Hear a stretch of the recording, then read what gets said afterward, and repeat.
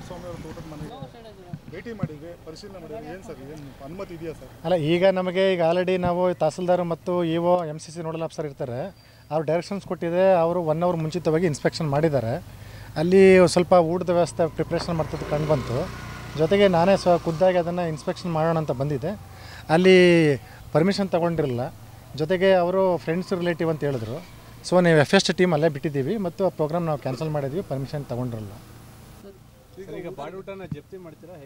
ಅಲ್ಲ, ಈಗ ನಮಗೆ ಅಲ್ಲಿ ಪೊಲಿಟಿಕಲ್ ಪಾರ್ಟೀಸ್ ಯಾರೂ ಬಂದಿಲ್ಲ ಒಳಗಡೆ ನಾವು ಚೆಕ್ ಮಾಡಿದಾಗ. ಸೊ FS ಟೀಮು ನಾವು 2-3 ಟೀಮ್ ಅಲ್ಲೇ ಬಿಟ್ಟಿದ್ದೀವಿ.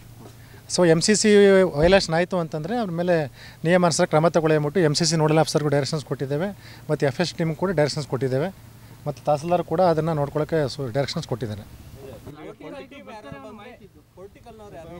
ಎಸ್, ಅದು ಪೊಲಿಟಿಕಲ್ ಪಾರ್ಟಿ ಮೀಟಿಂಗ್ ಆಗ್ತದೆ ಮತ್ತು ವಿತೌಟ್ ಪರ್ಮಿಷನ್ ಇಲ್ಲದೇ ಇರೋದ್ರಿಂದ ನೀವು ರೂಲ್ಸ್ ಪ್ರಕಾರ ಏನಿದೆ ಕ್ರಮ ತಗೊಳ್ಳಿ ಅಂತ ಡೈರೆಕ್ಷನ್ಸ್ ಕೊಟ್ಟಿದ್ದಾನೆ. ಒಳಗಡೆ ಯಾರೂ ಇಲ್ಲ ಸರ್. ಈಗ ಅವ್ರ ಸ್ನೇಹಿತರಿಗೆ ಊಟದ ವ್ಯವಸ್ಥೆ ಮಾಡ್ಕೊಂಡಿದ್ದೀವಿ ಅಂತ ಹೇಳ್ತಿದ್ದಾರೆ. ಇಲ್ಲ, ಈಗ ನಮಗೆ ಒಳಗಡೆ ಯಾರೂ ಇಲ್ಲದೇ ಇರೋದ್ರಿಂದ ಒಂದು 7-8 ಜನ ಇದ್ದಾರೆ ಅಷ್ಟೇ. ಒಳಗಡೆ ಯಾರು ಇಲ್ಲದ್ರಿಂದ ಇದು ಪೊಲಿಟಿಕಲ್ ಪಾರ್ಟಿನೋ ಅಥವಾ ಕುಟುಂಬಸ್ಥರಿಂದ ನಾವು ನಿರ್ಧಾರ ಮಾಡೋಕ್ಕಾಗ್ತಿಲ್ಲ. ಆ ಕಾರಣಕ್ಕೋಸ್ಕರ ನಾವು ಅಲ್ಲಿ FS ಟೀಮ್ನ ನಾವು ಅಲ್ಲೇ ಬಿಟ್ಟಿದ್ದೀವಿ. ಈಗ ಸ್ನೇಹಿತರಿಗೆ ಅದು ಶಾಸಕರಾಗಿರ್ಬೋದು ಅಥವಾ ಕ್ಯಾಂಡಿಡೇಟ್ಗಳಾಗಿರ್ಬೋದು ಅವ್ರ ಸ್ನೇಹಿತರಲ್ವ ಸರ್, ಅವ್ರು ಊಟಕ್ಕೆ ಇಟ್ಕೊಂಡು ಇಲ್ಲ, ಹಂಗೆ ಬರಲ್ಲ. ನೋ ಈಗ ನಾವು ಇದು ಎಲ್ಲ ಕೋಡ್ ಆಫ್ ಕಂಡಕ್ಟ್ ಇರೋದೇ ಮಾಡಲ್ ಕೋಡ್ ಆಫ್ ಕಂಡಕ್ಟ್ ಇರೋದ್ರಿಂದ ಆ ಥರ ಪರ್ಮಿಷನ್ ತೊಗೊಂಡು ಮಾಡೋಕ್ಕೆ ಬರಲ್ಲ, ಪರ್ಮಿಷನ್ ಇಲ್ದೇ. ಸೊ ಜೊತೆಗೆ ಈಗ ಅದನ್ನೇ ಇದು ಇನ್ವರ್ಟರ್ AC. ನೀವು ಗ್ಯಾಮ್ಲರ್ ಅಲ್ವಾ? ಗ್ಯಾಮ್ಲರ್ ಜೂಜಾಡ್ತಿರಲ್ವಾ? ನೀವು ಜೂಜಾಡ್ತೀರಾ? ಇಲ್ಲ, ಯಾರು ಏನು ಹೇಳಿದ್ರು ಅಂತ ನೀನು ಎಷ್ಟು ಕಾಸ್ಟ್ಲಿ ಹಾಗೂ ಡೆಲಿಕೇಟ್ AC ತಗೊಂಡು ಸ್ಟೆಬಿಲೈಸರ್ ತಗೊಳ್ಳಿಲ್ಲ ಅಂದ್ರೆ ಇದು ಜೂಜಾಟ ತಾನೇ. ಒಂದೇ ಫ್ಲಕ್ಚುಯೇಷನ್ ಗೆ ನಿಮ್ಮ ಇನ್ವರ್ಟರ್ AC ಪಾರ್ಟ್ಸ್ ಡ್ಯಾಮೇಜ್ ಆಗಬಹುದು. ಅದನ್ನು V-Guard ಉಪಯೋಗಿಸಿ ಸುರಕ್ಷಿತವಾಗಿರಿಸಿ. V-Guard, India's #1 stabilizer. ಅವ್ರು ಹೇಳ್ತಾ ಇರೋದು ಕಾರಣಕ್ಕೋಸ್ಕರ ನಾವು FS ಟೀಮ್ನ ಅಲ್ಲೇ ಬಿಟ್ಟಿದ್ದೀವಿ. ನಮ್ಮ ರಿಲೇಟಿವ್ ಮಾತ್ರ ಅಂತ ಹೇಳ್ತಿದ್ದಾರೆ. ಅದಕ್ಕೆ ರಿಲೇಟಿವ್ನ ಅಥವಾ ಪೊಲಿಟಿಕಲ್ ಪಾರ್ಟಿ ರಿಲೇಟೆಡ್ ಅದಕ್ಕೆ ನಮಗೆ ಕನ್ಫರ್ಮ್ ಮಾಡಿ ಹೇಳೇಬಿಟ್ಟು ನಾವು ಅಲ್ಲಿ FS ಟೀಮ್ ಬಿಟ್ಟಿದ್ದೀವಿ. ನಾವಲ್ಲಿ ಜೊತೆಗೆ ಪೊಲಿಟಿಕಲ್ ಪಾರ್ಟಿ ರಿಲೇಟೆಡ್ ಇತ್ತು ಅಂತಂದರೆ ನೀವು ಮಾಡಲ್ ಕೋಡ್ ಆಫ್ ಕಂಡಕ್ಟ್ ಏನಿದೆ ಅದ್ರ ಪ್ರಕಾರ ನಿಯಮಾನುಸಾರ ನೀವು ಪರಿಶೀಲನೆ ಮಾಡಿ ಕ್ರಮ ತಗೊಳ್ಳಿಬಿಟ್ಟು ಡೈರೆಕ್ಷನ್ಸ್ ಕೂಡ ಕೊಟ್ಟಿದ್ದೇವೆ. ಸರ್, ಈಗ ಪೊಲಿಟಿಕಲ್ ಪಾರ್ಟಿ ಲೀಡರ್ಸ್ ಬಂದರೆ ಕೇಸ್ ಮಾಡ್ತೀರಾ?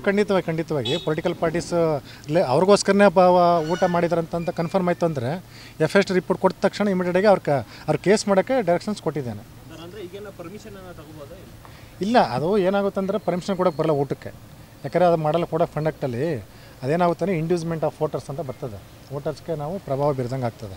ಅದು ರಿಲೇಟಿವ್ ಅವ್ರು ಮಾಡಿಕೊಂಡ್ರೆ ಏನೋ ಅಬ್ಜೆಕ್ಷನ್ ಖಂಡಿತವಾಗಿ. ಈಗ ಅದಕ್ಕೇ ನಾವು ಒಳಗಡೆ ಹೋಗಿದ್ನಲ್ಲ, ಸ್ವತಃ ನಾನೇ ಖುದ್ದಾಗಿ ನೋಡೋದ್ರಿಂದ ಅಲ್ಲಿ ಯಾರೂ ಕಾಣಿಸಿಲ್ಲ.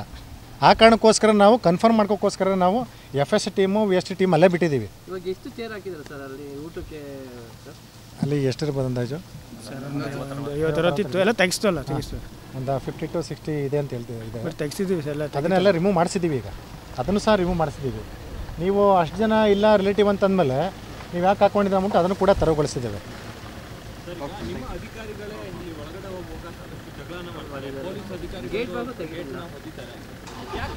ಇಲ್ಲ, ನನಗೆ ಆ ಥರ ಮಾಹಿತಿ ಫಸ್ಟ್ ನಾನು ಬರ್ತು ಹೊರಗಡೆ ಬಿಡ್ತಾ ಇಲ್ಲ ಅಂತ. ಆ ಕಾರಣಕ್ಕೋಸ್ಕರ ನಾನು ಫಿಸಿಕಲಿಯಾಗಿ ನಾನೇ ಇವತ್ತು ಬಂದಿರೋದು. ಈಗ ಥ್ಯಾಂಕ್ ಯು. ರಮೇಶ್ ಅಂತೇಳಿ, ಸಹಾಯಕ ಚುನಾವಣಾಧಿಕಾರಿ, Magadi assembly constituency. Thank you.